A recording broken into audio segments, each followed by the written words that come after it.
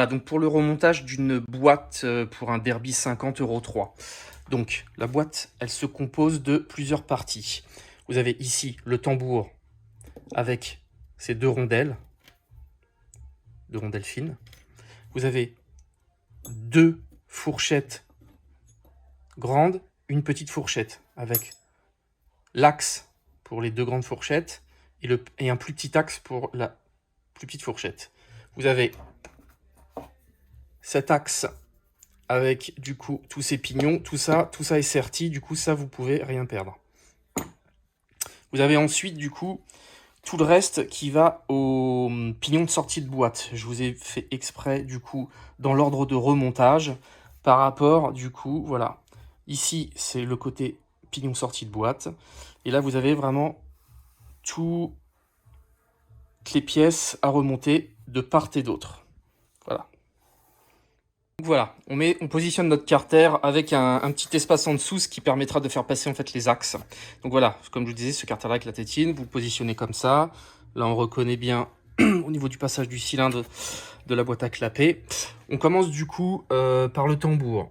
Donc on prend une de ces deux petites rondelles, voilà, très fine, que je positionne ici. Je récupère mon tambour, que je positionne comme ça, peu importe le sens, hein. On peut le tourner comme on veut, voilà. Et je récupère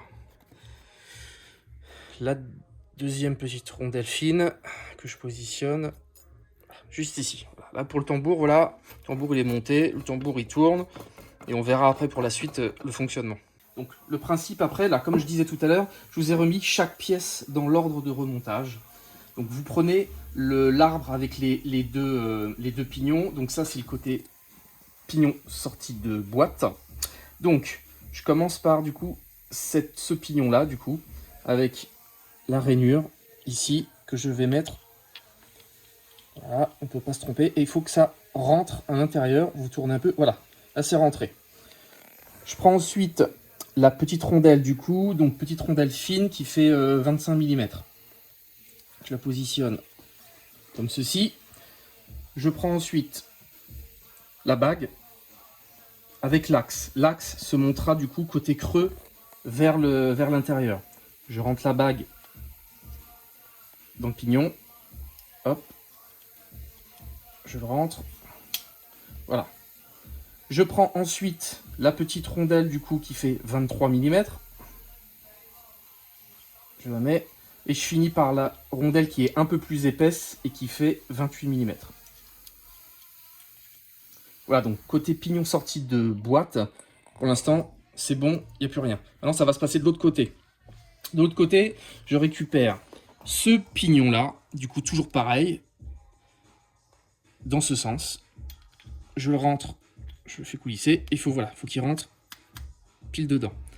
Je prends, donc vous avez deux rondelles, une rondelle épaisse avec des petits dessins, et vous avez la même en plus fine. Donc c'est celle en plus fine qu'on met en premier. Je la rentre ici, la fleur.